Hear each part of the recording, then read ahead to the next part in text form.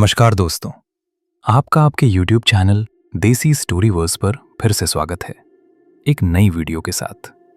तो चलो शुरू करें। बारिश की बूंदें लोहे की छत पर इस तरह गिर रही थीं जैसे कोई अदृश्य उंगलियां धीमे धीमे तबला बजा रही हों। रात के तीसरे पहर में जेल का सन्नाटा और भी भारी हो जाता है। दूर किसी कोठरी से खांसी की आवाज आती, फिर सब कुछ चुप, बस टप टप टप। मैंने कंबल अपने सिर तक खींच लिया। ये आवाज मुझे नींद नहीं लेने देती। मैं भारतीय सेना का जवान हूं, नायक अर्जुन राठौड़। ये नाम मैं खुद को बार बार याद दिलाता हूं, क्योंकि इस जगह पर पहचान सबसे पहले टूटती है। यहाँ सलाखें सिर्फ लोहे की नहीं है, यहाँ दीवारें आपकी यादों, उम्मीदों और यकीन को भी कैद कर लेती हैं। मुझे पकड़े हुए आज 3 महीने 17 दिन हो चुके हैं, लेकिन रातें कभी गिनी नहीं जाती। वो दिसंबर की सर्द रात थी। एलओसी पर बर्फ की चादर बिछी हुई थी। गश्त के दौरान अचानक गोलीबारी शुरू हुई। धुंध, अंधेरा और चीखती गोलियां। मैंने अपनी टीम को कवर दिया, लेकिन एक धमाका हुआ और मेरे कानों में तेज सनसनाहट भर गई। जब होश आया तो मेरे हाथ बंधे हुए थे, आंखों पर कपड़ा था और कोई उर्दू में कुछ बोल रहा था। जिंदा है, ले चलो। उसके बाद कई दिन जैसे किसी धुंधली फिल्म के दृश्य बन गए। पूछताछ, बंद कमरा, तेज रोशनी, सवाल, फिर चुप्पी, और अंत में ये जेल, पुरानी, नम और ऐसी कि दीवारों पर नमी के धब्बे इंसानी चेहरों जैसे दिखते हैं। पहले दिन जब मुझे इस कोठरी में डाला गया तो मैंने सोचा, जेल तो जेल होती है, क्या फर्क पड़ता है किस देश की है। पर यहाँ कुछ अलग था। यहाँ सन्नाटा भी सांस लेता था। उस रात मैं फर्श पर लेटा था। ठंड इतनी कि हड्डियां दर्द करने लगे। अचानक मुझे लगा कोई मेरी कोठरी के बाहर धीरे धीरे चल रहा है। कदमों की आवाज धीमी खिसकती हुई। मैं उठकर सलाखों के पास गया। गलियारे में कोई नहीं था, लेकिन गीले फर्श पर पानी के निशान थे, जैसे कोई अभी अभी वहां से गुजरा हो। मैंने सोचा शायद कोई गार्ड, लेकिन अजीब बात यह थी कि निशान नंगे पैरों के थे, और वो भी छोटे, जैसे किसी बच्चे के। अगली सुबह मैंने बगल वाली कोठरी में एक बूढ़े आदमी को देखा। दाढ़ी पूरी सफेद, आंखें धसी हुई। उसने मुझे देखा और धीमे से मुस्कुराया। नया आया है? उसने पंजाबी में पूछा। मैंने सिर हिलाया। वो थोड़ा पास आकर बोला, पहली रात, आवाज सुनी होगी। मेरे शरीर में सिहरन दौड़ गई। कौन सी आवाज? वो कुछ पल चुप रहा, फिर बोला, चलते पैरों की, पानी टपकने की। मैंने कुछ नहीं कहा। वो हंस पड़ा। यह सब सुनते हैं पहले दिन से। कौन है? मैंने पूछा। उसने सलाखों से बाहर देखा जैसे कोई सुन रहा हो, फिर फुसफुसाया, ये जेल पुरानी है, बहुत पुरानी। यहाँ एक समय में कैदियों को पानी में डुबोकर सजा दी जाती थी। कई मर गए। कहते हैं वो लोग आज भी चलते हैं, गीले पैरों से। मैंने उसकी बात को अंधविश्वास समझकर टाल दिया। लेकिन उस रात मैंने कसम खाई थी कि मैं कुछ नहीं सुनूंगा। लेकिन जैसे ही नींद आने लगी, वही आवाज फिर शुरू हो गई। घिसट घिसट, टप टप। इस बार आवाज मेरी कोठरी के बिल्कुल पास आकर रुक गई। मैंने सांस रोक ली। फिर सलाखों के ठीक सामने कोई खड़ा था। मैं उसे देख नहीं पा रहा था, पर उसकी मौजूदगी महसूस हो रही थी। ठंडी हवा जैसे सीधे मेरी छाती में उतर रही थी। धीरे धीरे मैंने आंखें उठाईं, और जो मैंने देखा उससे मेरा गला सूख गया। फर्श पर मेरी कोठरी के अंदर पानी की एक पतली लकीर बन रही थी, जैसे बाहर से कोई गीले पैरों से अंदर चला आया हो। लेकिन दरवाजा तो बंद था। मैं पीछे हटते हुए दीवार से खुद को चिपका लिया। वो पानी मेरी ओर बढ़ रहा था, और फिर अचानक सब रुक गया। आवाज बंद, पानी गायब, जैसे कुछ हुआ ही नहीं। मैंने सुबह बूढ़े कैदी से फिर बात की। तुमने उसे देखा है? मैंने पूछा। उसने सिर हिलाया। देखा नहीं, महसूस किया है। लेकिन एक आदमी था जिसने देखा था। कौन? रहमान। 5 साल पहले वो इसी कोठरी में था जिसमें तुम हो। फिर? बूढ़े की आंखें फैल गईं। वो चिल्लाता था, वो मुझे बुला रहा है, पानी के नीचे। एक रात उसने खुद अपना सिर पानी की बाल्टी में डालकर जान दे दी। मेरे हाथ कांप गए। मैंने उस कोठरी के कोने में रखी जंग लगी बाल्टी की ओर देखा। उस रात मैंने सोने की कोशिश ही नहीं की। मैं सलाखों के पास बैठा रहा। करीब आधी रात को गलियारे में धुंध सी भरने लगी। जेल के अंदर धुंध? मैंने आंखें मलकर देखा। धुंध के बीच एक धुंधली परछाई उभरी, छोटा कद, झुका हुआ शरीर, और फिर मैंने साफ देखा, वो एक बच्चा था, उसके बाल माथे से चिपके हुए जैसे अभी अभी पानी से निकला हो। उसकी आंखें सफेद, बिना पुतलियों के। वो मेरी कोठरी के सामने आकर रुक गया और फिर उसने मेरी ओर देखा। मेरे शरीर में जैसे खून जम गया। उसके होंठ हिले, लेकिन आवाज मेरे कानों में नहीं, सीधे मेरे दिमाग में गूंजी, मुझे बाहर निकालो। मैं चिल्लाना चाहता था पर आवाज नहीं निकली। वो धीरे धीरे सलाखों के आर पार होकर मेरी कोठरी के अंदर आ गया। मैं पीछे हटता गया और तभी उसने अपना गीला हाथ मेरी कलाई पर रख दिया, बर्फ से भी ठंडा। और उसी पल मुझे अपने कान में एक और आवाज सुनाई दी, अर्जुन भाग। ये मेरे अपने साथी की थी, वही जो एलओसी पर मेरे साथ था, लेकिन वो तो वही मारा गया था।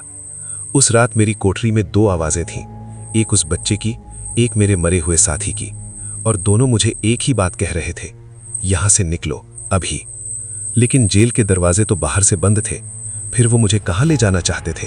उस रात मैं चीखा नहीं, मैं भागा भी नहीं, मैं बस जड़ हो गया था, दीवार से सटा, आंखें फटी हुई, और मेरी कलाई पर अब भी उस गीले हाथ की बर्फ जैसी ठंडक चिपकी हुई।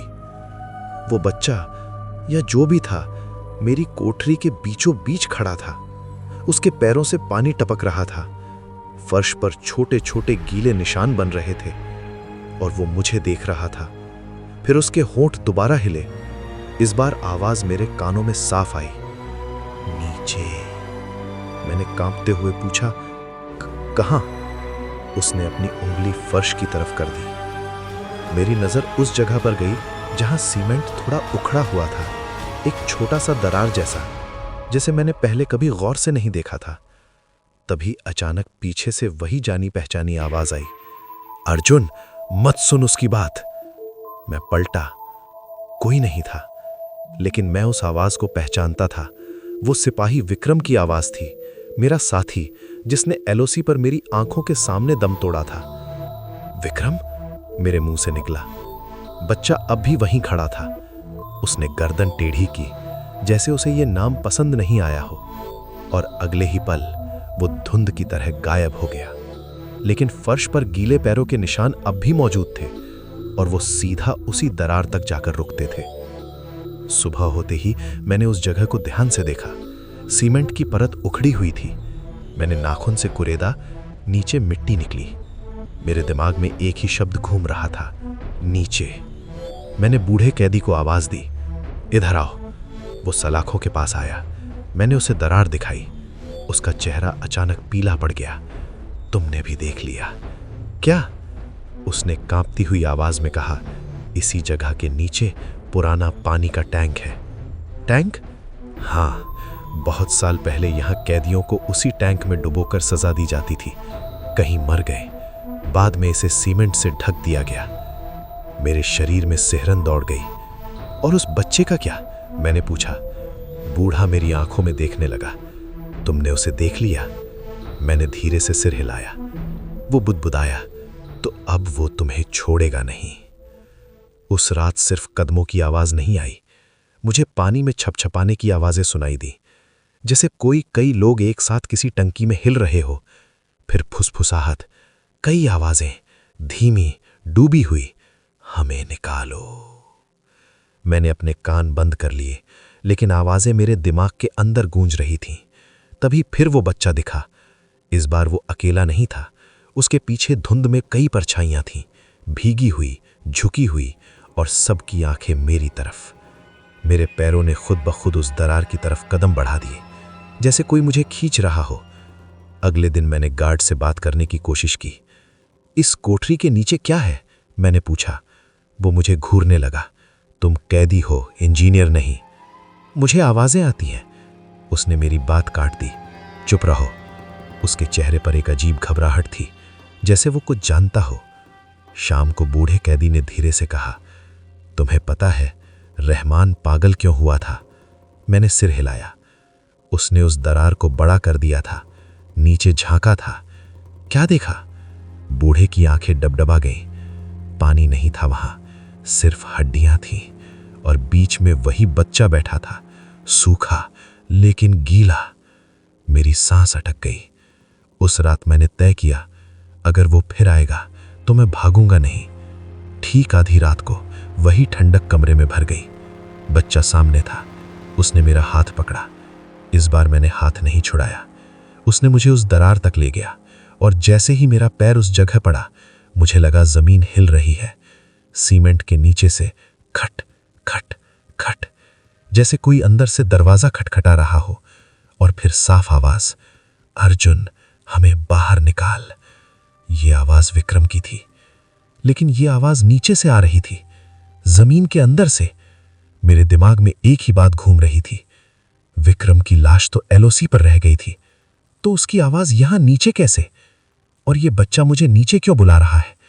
क्या सच में इस जेल के नीचे कुछ है, या मैं धीरे धीरे पागल हो रहा हूं? तभी बच्चे ने पहली बार मुस्कुराया। उसकी मुस्कान इंसानी नहीं थी और उसने फुसफुसाकर कहा, कल रात रास्ता खुलेगा। रात खत्म हुई, लेकिन मेरे लिए अब दिन और रात में फर्क नहीं बचा था। मैं जानता था अगली रात कुछ होने वाला है, कुछ ऐसा जिससे वापस लौटना शायद मुमकिन नहीं होगा। दिन जैसे किसी गीले कपड़े की तरह मेरे ऊपर चिपका रहा। धूप भी कोठरी तक नहीं आती थी, फिर भी मुझे लग रहा था कि हवा भारी है, बोझिल, जैसे दीवारें अंदर की तरफ झुक रही हों। मैं बार बार उस दरार को देखता। वो वैसी ही थी, पतली, चुप, निर्दोष सी। लेकिन अब मैं जानता था उसके नीचे कुछ सांस ले रहा है। शाम को बूढ़े कैदी ने मुझे आवाज दी। उसकी आवाज में आज घबराहट साफ थी। आज मत सोना, उसने कहा। क्यों? क्योंकि आज वो तुम्हें ले जाएगा। हर तीसरे दिन वो किसी एक को नीचे बुलाता है। और जो जाते हैं? बूढ़े ने कुछ पल आंखें बंद रखीं, फिर बोला, वो वापस आते तो हैं पर वैसे नहीं रहते। कैसे? उनकी आंखें बदल जाती हैं, जैसे उन्होंने कुछ ऐसा देख लिया हो जिसे देखना नहीं चाहिए था।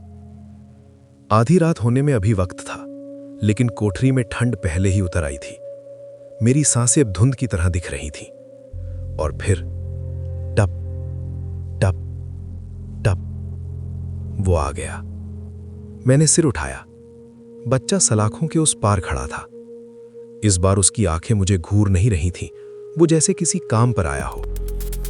उसने सलाखों की तरफ हाथ बढ़ाया और पहली बार मैंने देखा उसका हाथ सलाखों को छूते ही पानी में बदल गया। लोहे की छड़ें भीग गईं। एक पल को मुझे लगा सलाखें पिघल रही हैं। और फिर दरवाजा अपने आप खुल गया। कोई आवाज नहीं, कोई चाबी नहीं, बस खुल गया। मैंने बाहर कदम रखा। जेल का गलियारा वैसा नहीं था जैसा दिन में दिखता था। दीवारें भीगी हुई थीं, फर्श पर पानी की परत थी और दूर तक धुंध फैली थी। बच्चा आगे आगे चल रहा था, मैं उसके पीछे। हर कदम पे मुझे लग रहा था मैं पानी में चल रहा हूं, जबकि मेरे पैर सूखे थे। गलियारे के आखिर में एक मोड़ था जहां दिन में सिर्फ दीवार होती थी, लेकिन अब वहां सीढ़ियां थीं, नीचे जाती हुई।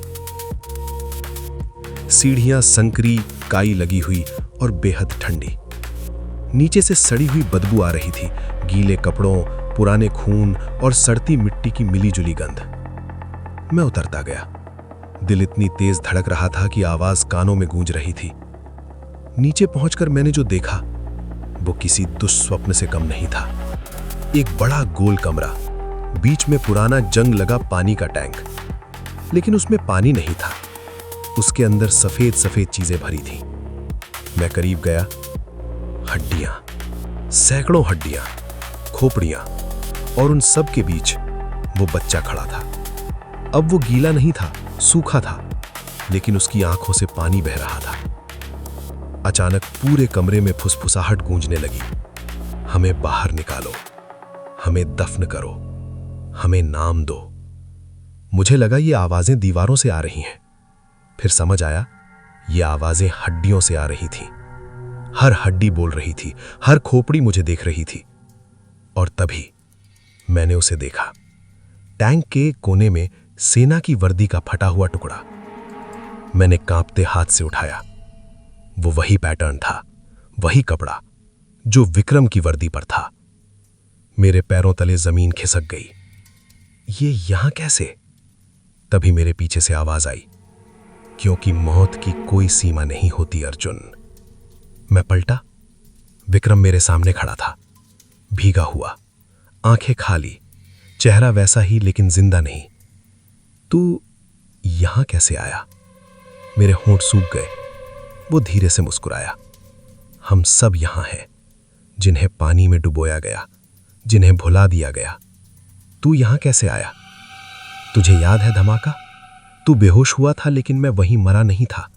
मुझे उठाकर ये लोग ले आए थे पूछताछ के लिए, और जब काम खत्म हुआ उसने टैंक की तरफ देखा, मुझे यहीं फेंक दिया।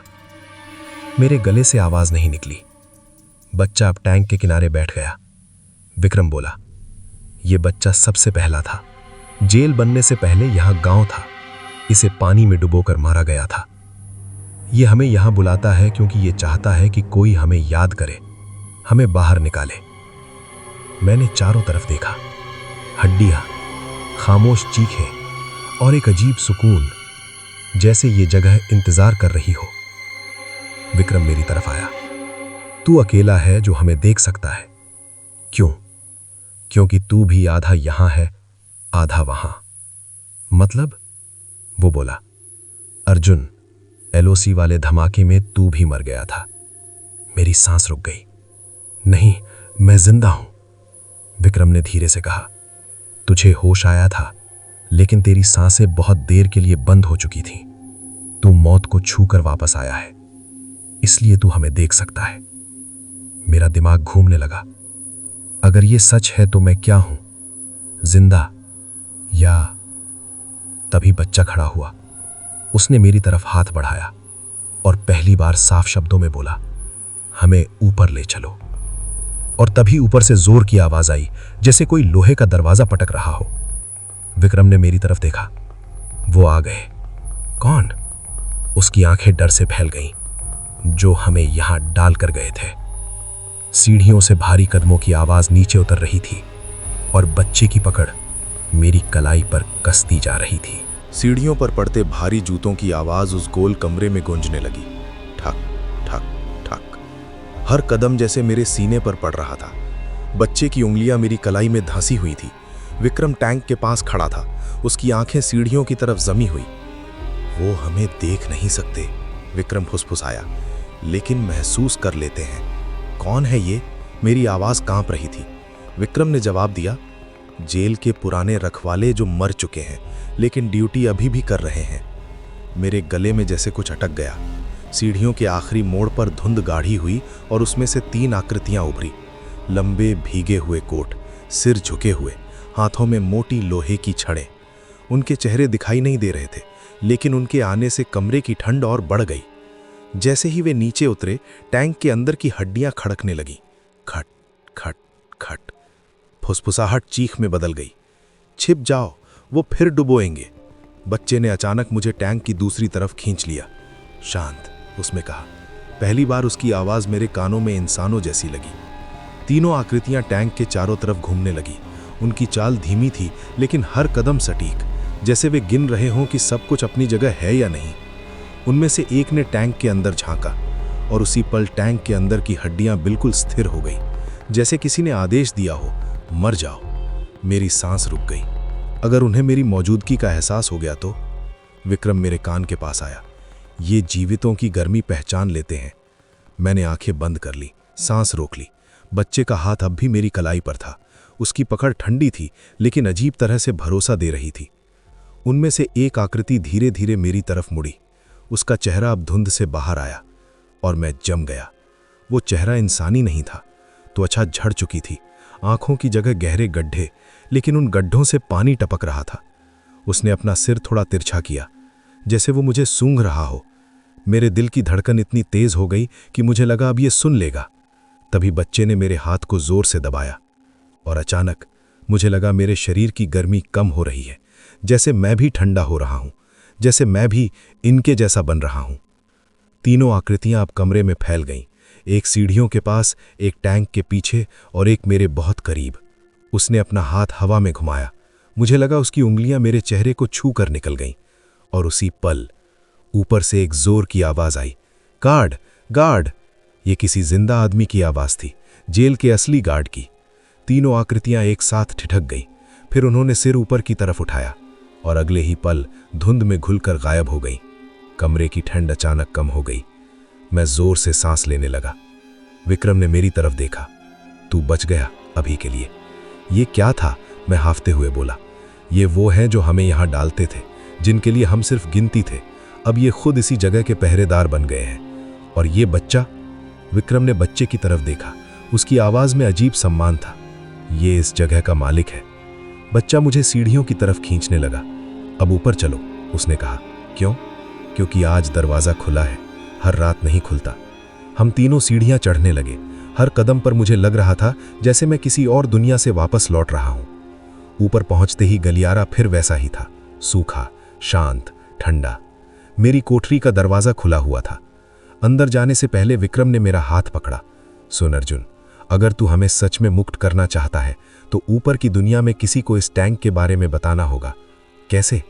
किसी तरह, क्योंकि जब तक हमारी हड्डियां यहां हैं, हम भी यहीं हैं। बच्चा चुपचाप मुझे देख रहा था। उसकी आंखों में अब डर नहीं था, बस इंतजार। मैं कोठरी के अंदर आ गया। दरवाजा अपने आप बंद हो गया। सुबह होने लगी और मुझे पहली बार लगा ये सिर्फ डर की कहानी नहीं है, ये अधूरी मौतों की कहानी है। और अब मैं इसका हिस्सा बन चुका हूं। लेकिन असली डर अभी बाकी था, क्योंकि सुबह जैसे ही गार्ड आए, उन्होंने मुझे देखकर कहा, तुम पूरी रात कोठरी में नहीं थे। और मुझे तो याद है, मैं नीचे गया था। तो फिर मेरी कोठरी में रात भर कौन था? सुबह की हल्की रोशनी सलाखों से छनकर अंदर आ रही थी। मैं फर्श पर बैठा था, पीठ दीवार से लगी हुई। पूरी रात की घटनाएं अभी भी मेरे शरीर में ठंड की तरह जमी थी। गार्ड ने दरवाजा खोला और घूर कर बोला, रात को कहां गए थे तुम? मेरे होंठ सूख गए। मैं यहीं था। वो हंसा नहीं, बस देखता रहा। फिर बोला, रात 2 बजे हमने गिनती की थी। तुम्हारी कोठरी खाली थी। मेरी रीढ़ में बर्फ उतर गई। खाली? हाँ, और दरवाजा बंद था। मैंने सलाखों की तरफ देखा। वही ताला, वही जंग, सब वैसा ही। तो फिर मैं नीचे कैसे गया? मैंने तुरंत बगल वाली कोठरी में झांका। बूढ़ा दीवार से सटा बैठा था। उसकी आंखें मुझे देखकर फैल गई। तुम? वो फुसफुसाया। तुम वापस आ गए? मतलब? रात भर तुम्हारी कोठरी में कोई लेटा था। मैंने देखा, कंबल ओढ़े, बिल्कुल तुम्हारी तरह। मेरे हाथ कांपने लगे। तुमने चेहरा देखा? बूढ़े ने सिर हिलाया। नहीं, लेकिन वो सांस नहीं ले रहा था। मैंने धीरे धीरे अपना कंबल उठाया और मेरी चीख निकलते निकलते रह गई। कंबल के नीचे फर्श गीला था और उस गीलेपन के बीच छोटे छोटे पैरों के निशान, जो मेरे सिरहाने से शुरू होकर उसी दरार तक जाते थे। अब मुझे समझ नहीं आ रहा था, मैं नीचे सच में गया था या मेरा शरीर यहीं था और सिर्फ मैं गया था। और अगर मेरा शरीर यहीं था तो नीचे कौन गया था? अचानक 2 गार्ड आए। उन्होंने मुझे बाहर खींच लिया। चलो, पूछताछ होगी। मैंने विरोध नहीं किया। मुझे एक कमरे में ले जाया गया।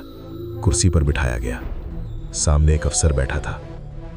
उसने फाइल खोली और कहा, तुम रात को चिल्ला रहे थे, बार बार एक ही बात कह रहे थे, नीचे मत डालो, पानी में मत डालो। मेरे गले से आवाज नहीं निकली। तुम्हें यहां आए 3 महीने हुए हैं, लेकिन ये लाइन तुम पहले दिन से बोलते हो।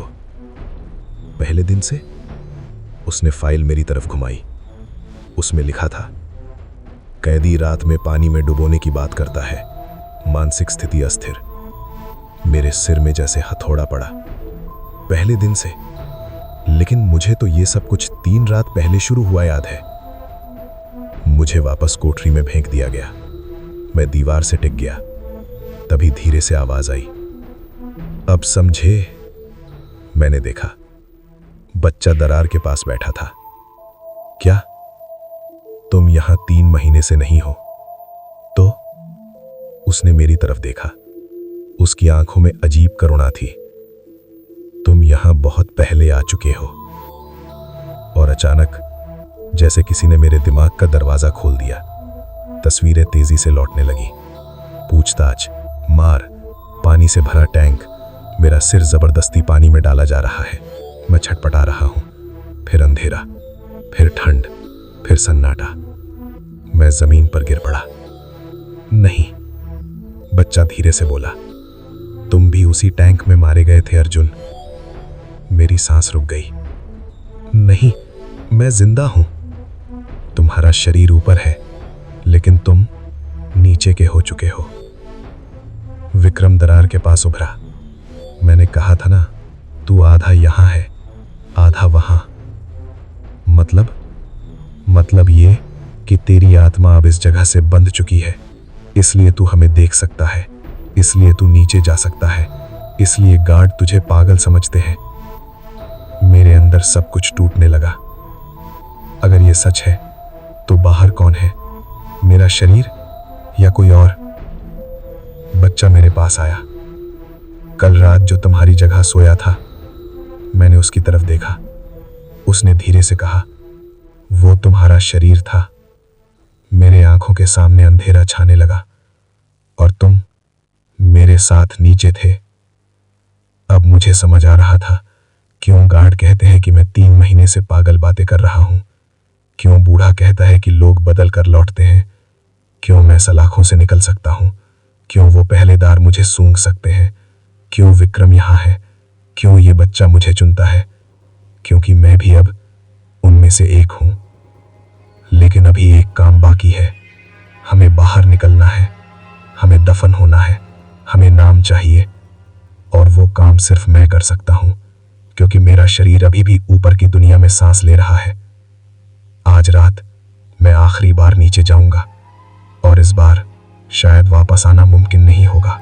उस दिन समय जैसे रुक गया था। गार्ड आए गए, खाना सरकाया गया, बूढ़ा कैदी चुप रहा, लेकिन मेरी नजर बार बार उसी दरार पर टिक जाती।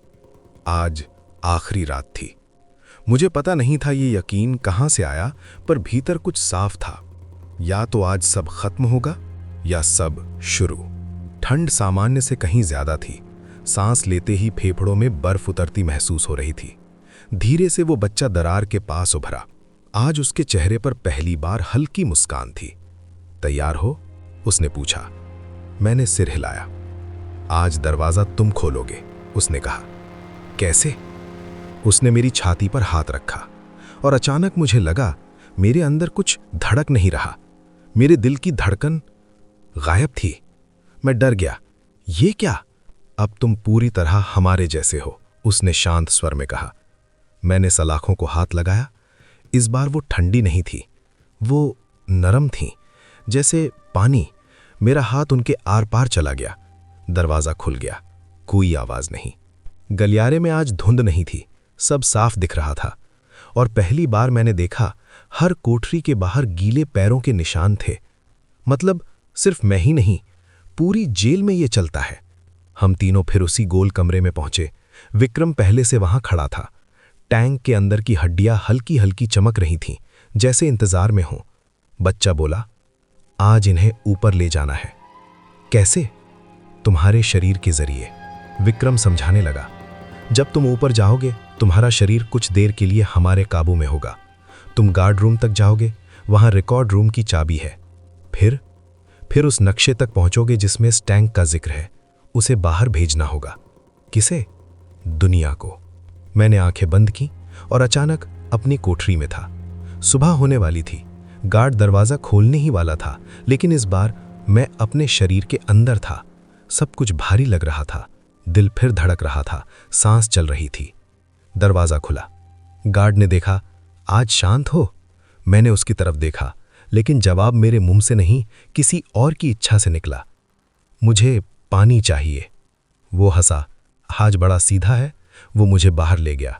गार्ड रूम में जैसे ही वो पीछे मुड़ा, मेरे हाथ अपने आप मेज की तरफ बढ़े।